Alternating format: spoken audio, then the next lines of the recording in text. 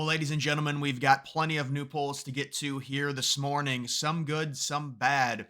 First, we're going to take a look at this is Nate Silver's 2024 electoral map. He's got Trump at 287 right now, winning in Pennsylvania, but losing both Michigan and Wisconsin, and then winning the entire Sun Belt. When I look at the margins, Texas looks pretty accurate. 7.2 seems realistic. I think it's going to be a little bit more in Arizona than 2.4. Nevada is going to be very close. I'll agree, but we'll talk about the early voting on Nevada. It just keeps getting redder. It is crazy.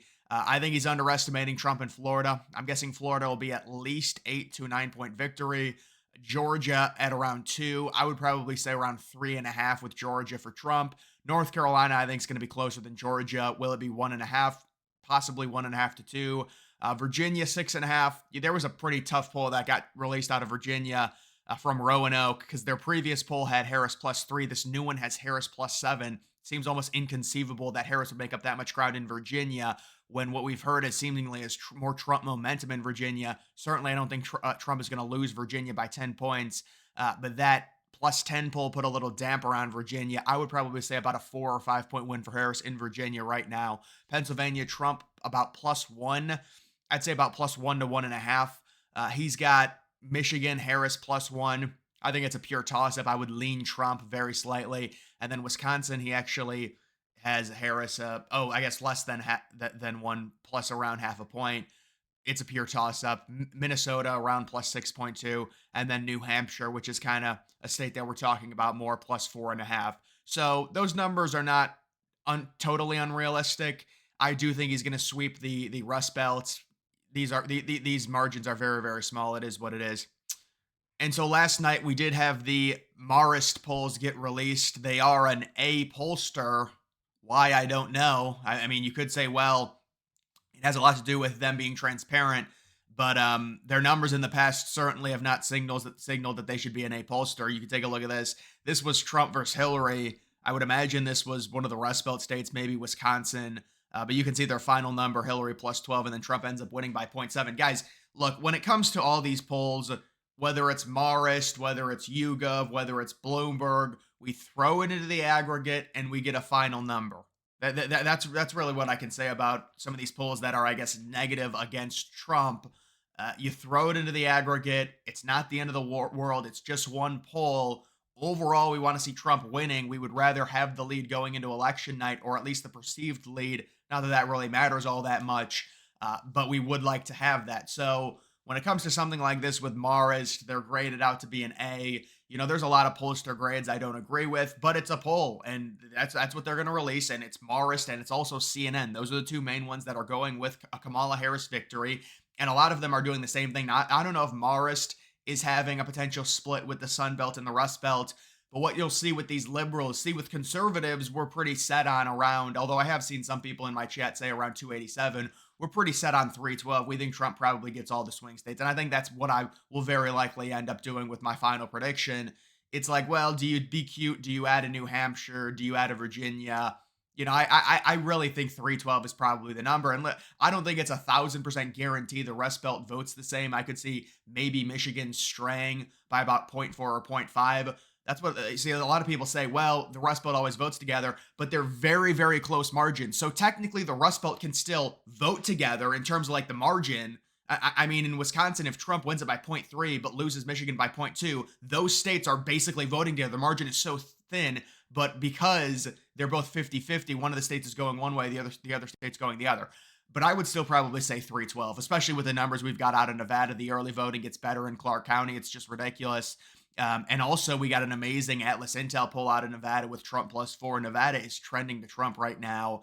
Not that it's not the most important swing state, but still, when you've got these Marist polls and people get so angry, this is just one pollster. They've been wrong in the past. A lot of times, these pollsters get graded out as an A. It's like, you could get, it's the equivalent of taking like a math test. You get 2 out of 20 and they give you like an A-. It's like, they've been wrong. Well, why are they getting an A-? Like horrible polls in 2020, like Quinnipiac, they'll get graded out. Even 538 now, because the 538, some of the polls that they put into their model have been very heavily favoring Trump. You've got polls that Real Clear Politics won't even put into their aggregate, and 538 does, and they favor Trump. That's why Trump was up around 44, 45%. I'm actually going to update this really, or excuse me, Trump was up around 54, 55%. Let me update this and see where it's at. 53 to 47. I think this is a live update as well. So that's again, 538 has a liberal bias in terms of the polls that they choose, but even they're sitting with Trump at 53, and I think that's with all the polls that have been added recently. That TIPP Insights needs to be updated. That's a Trump plus one that was just released. But like this JL Partners, DailyMail.com, I do not think this goes into the Real Clear Politics aggregate, but it does go into to 538. So when you get, the point is with Marist, you have to take every poll into account. Marist has been wrong. They've got her +2, +3 in these Rust Belt states. CNN, their polls are ridiculous. They've got Trump winning Nevada but losing Arizona. You've got Trump down 1 in Arizona. We would think Trump would win Arizona by around 3.5 to 4 points based off of all the polling and all the data. Let's not get too crazy here with our panic over some of these polls because it is a closer election. You need to go through some adversity. Not all these polls are going to show Trump up by 10. It is what it is. You've also got this. This is what I was talking about, the daily tracker. I'm not a fan of this daily tracker. It just keeps, it's just wonky. Do a poll every 3 days, but they've got Trump sitting +1 in terms of the daily tracker. That will help his aggregate, but although maybe tomorrow it'll be Harris +1 and it won't help.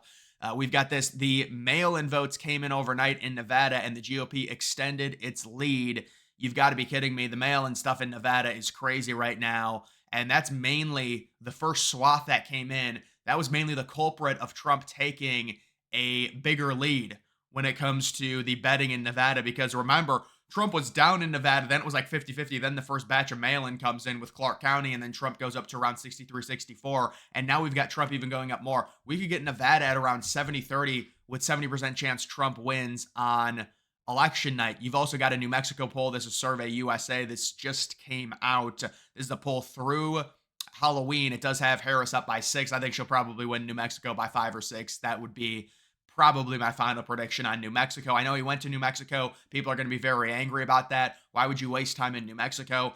I'm guessing it was internal numbers. I really have seen nothing in New Mexico to say, oh, Trump's going to win it. I think it's going to be about a 5 or 6 point loss. I'm not saying Survey USA is perfect, but I've also seen other polls in New Mexico that don't have it necessarily close. I think even Rasmussen has Harris up by 5 in New Mexico. Now, listen, maybe they're wrong. It's not like, oh my God, the polls are perfect. Maybe Trump ends up doing something crazy and winning by 1. He possibly could lose by 2 or 3, but just on everything that I've seen there. How about this? I spoke yesterday with a long-term seasoned political data expert from the Midwest. He almost sounded surprised. I asked if Trump would win Pennsylvania. It's if it was already a given. Make of it what you will. Well, yeah, I think Pennsylvania looks a lot better, or I don't know about a lot, but it looks better than Wisconsin and Michigan, and Pennsylvania is very important. We know, especially with North Carolina and Georgia, you take those 3, the elections over, especially with where Trump sits now in Arizona, how he's trending in Nevada.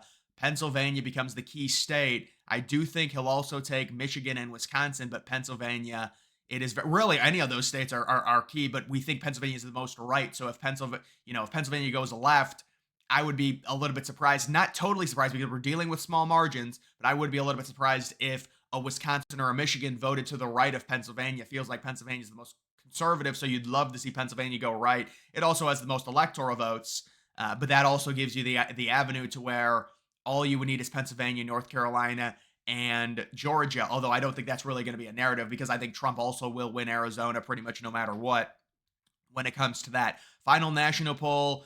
This is SoCal, Trump sitting +1.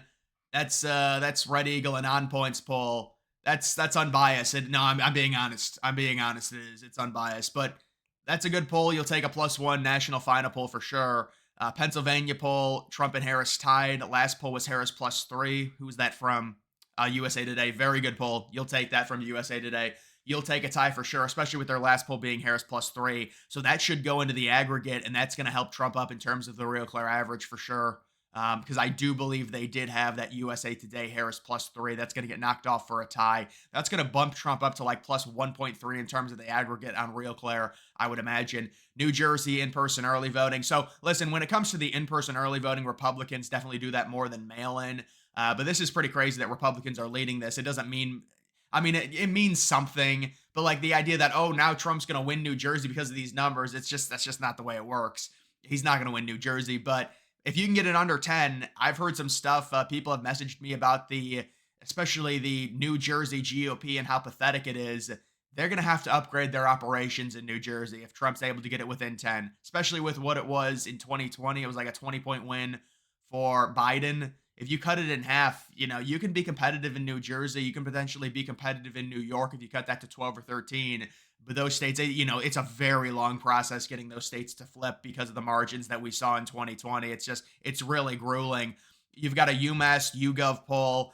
You'll take that out of North Carolina. UMass has been a little bit more liberal here recently. You'll take a +2 from UMass YouGov there. So those are the updated polls we're seeing. I think this is pretty standard stuff. You do have both Marist and CNN going full Kamala. And what they're doing is they're splitting it up. They're saying she's going to get 287. They're saying it's staggered between both candidates. And that's what I think a lot of liberals are going to do that are shilling Kamala right now. They're going to predict Trump. I mean, it's very hard to have Trump losing even if you are a liberal. It's very hard to have Trump losing Georgia and Arizona. So what I think a lot of them will do, I mean, you could talk yourself into a Nevada. The early voting isn't the end all be all. Democrats have won Nevada. I think the last time Republicans won Nevada was 04. You could talk yourself if you're a liberal into Nevada, although I don't think it's looking necessarily good and she doesn't really need it. So I think what a lot of these liberals are probably going to do, they're either going to split up the Rust Belt or they're just going to have her do a clean sweep in the Rust Belt and then possibly also take Nevada to give herself some wiggle room.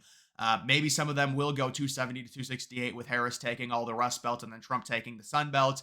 But I do think there's going to be some staggering, whereas the Republicans were very likely going to go Trump 306 or 312. That would be my prediction. I would probably say I'll still go 312 right now. I've been predicting 312 for a while. I don't really see a need to change it. There's going to be some polling. Some polls like Trump. Some polls don't like Trump.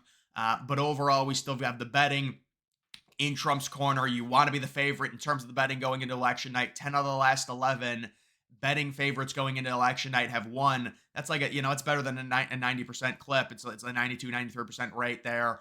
So you want to be the favorite. And the only year that didn't happen was when Trump won in 2016 in the crazy comeback or against Hillary where no one thought he could win. So I would say this is pretty standard. You've got some pollsters that do not like Trump. You've got some pollsters that do like Trump. But overall, we're looking at just the general average of the popular vote and some very key indicators that suggest. And listen, I'm still waiting for that final Gallup ID number. I don't think I've seen the actual average because that's what we'd be looking at. I know people were getting very angry because the update was very Democrat. It was like Dem +1 if you adjust it for averages, but that's not the final number. It's not Dem +1. And technically, if the final number was Dem +1, you would take that. Democrats it's going to be a little bit different, but you would still take a Dem +1 because if Trump loses by one, he probably will win. It's not a guarantee because we're seeing a lot of shifts in these liberal states. They're becoming more conservative. Trump's going to make up a lot of the popular vote ground while not being able to make up any electoral votes. When you slash New York's margin from 23 to 12, you're making up a ton in terms of the popular vote. But again, you're not going to win any electoral college votes because it is winner take all in all these states. So either way, guys, that is going to do it for this video. Make sure you follow me on X. Link to that's always in the description.